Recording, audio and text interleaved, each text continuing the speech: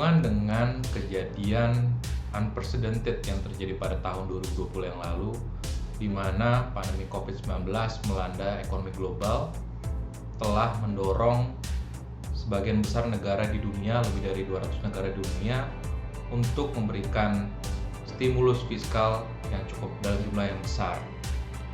Di mana di sisi lainnya penerimaan negara cenderung menurun di tengah pandemi COVID-19.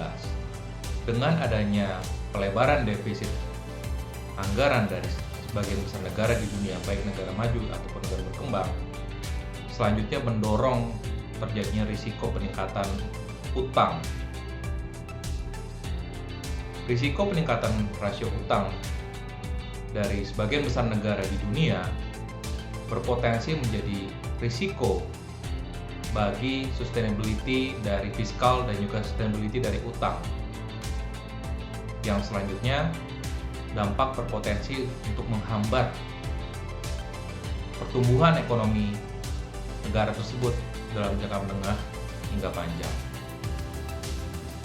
Sama halnya negara-negara lain di dunia yang mengalami peningkatan rasio utang terhadap PDB, rasio utang Indonesia terhadap PDB juga mengalami peningkatan.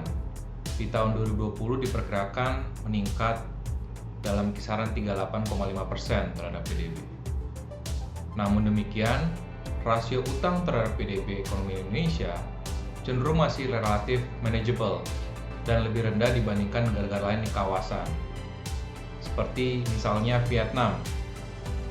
Rasio utang terhadap PDB Vietnam sekitar 46%, Malaysia sekitar 67%, Thailand sekitar 50% dan Filipina sekitar 49%.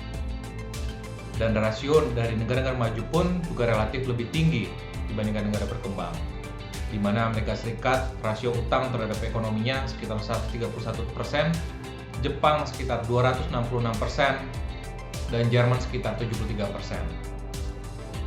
Jika dibandingkan rasio utang terhadap PDB Indonesia dibandingkan dengan negara-negara lain di kawasan negara berkembang serta negara maju, terindikasi bahwa rasio utang terhadap PDB Indonesia cenderung manageable dan masih terjaga dalam level yang cukup aman. Hal tersebut mengindikasikan bahwa ruang fiskal pemerintah Indonesia cenderung lebih lebar dibandingkan ruang fiskal yang dimiliki oleh sebagian negara berkembang dan juga sebagian besar negara maju di dunia. Disiplin fiskal pemerintah Indonesia pun juga terindikasi dalam Undang-Undang Nomor 2 2020, di mana fiskal defisit APBN untuk diperlebar di atas 3% hanya berlaku sepanjang 3 tahun, yakni tahun 2020 hingga tahun 2022. Sementara pada tahun 2023 diharapkan fiskal defisit sudah kembali di bawah 3% terhadap PDB.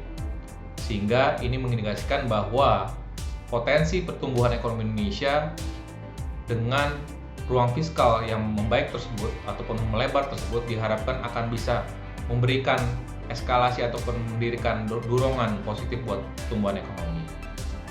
Dalam memitigasi risiko yang dimunculkan oleh peningkatan utang dari sebagian besar negara di dunia, tentu pemerintah perlu mendorong pemulihan ekonomi yang lebih cepat dibandingkan negara-negara lain di dunia.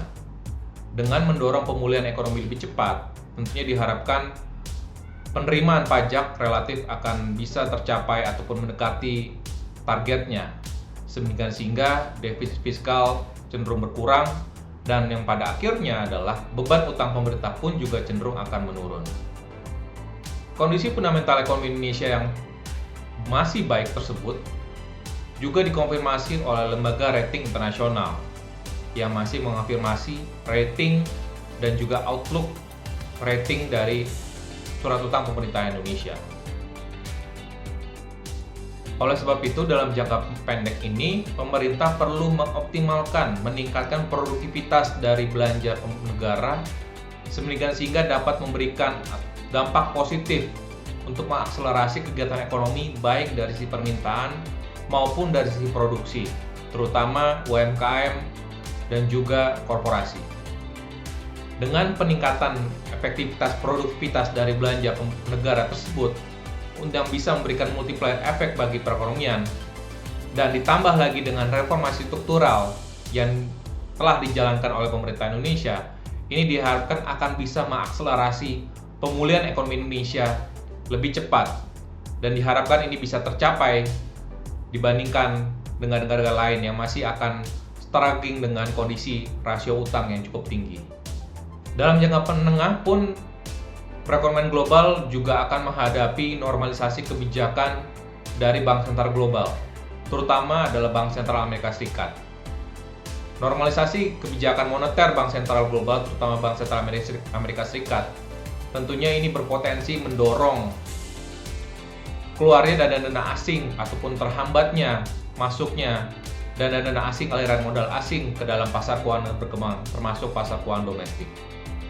Sejalan dengan upaya memitigasi risiko dari peningkatan rasio utang terhadap PDB di dalam tatanan global, pemerintah pun juga perlu meningkatkan ataupun mempercepat akselerasi dari pemulihan ekonomi domestik dalam rangka menjaga daya tarik aset-aset keuangan rupiah dibandingkan dengan aset-aset keuangan di pasar keuangan global, untuk memitigasi risiko potensinya terjadinya normalisasi kebijakan Bank Sentral Amerika Serikat. Oleh sebab itu, pemerintah sekali lagi perlu mengoptimalkan, mendorong produktivitas dan efektivitas dari belanja pemerintah, belanja negara, baik belanja kementerian lembaga dan juga belanja daerah, sehingga ini dapat mengakselerasi kegiatan ekonomi, baik dari sisi permintaan dan juga dari sisi produksi, sehingga tadi permintaan ataupun penerimaan pajak negara cenderung akan lebih optimal, dan pada akhirnya tentunya dengan adanya didukung juga reformasi perpajakan, diharapkan tax ratio perpajakan pun juga akan cenderung meningkat seiring dengan pemulihan ekonomi domestik. Selain itu, pemerintah juga perlu melanjutkan dan meneruskan reformasi struktural yang dapat mengakselerasi investasi di dalam negeri, sehingga ini diharapkan dapat meningkatkan pertumbuhan ekonomi Indonesia hingga menyentuh level potensinya, yakni di level 6 hingga 7%. Dengan upaya-upaya tersebut diharapkan ekonomi Indonesia bisa bangkit cepat dari setelah pandemi COVID-19 ini, serta melanjutkan agenda reformasi struktural sehingga pertumbuhan ekonomi kita akan lebih berkesinambungan dalam jangka menengah panjang.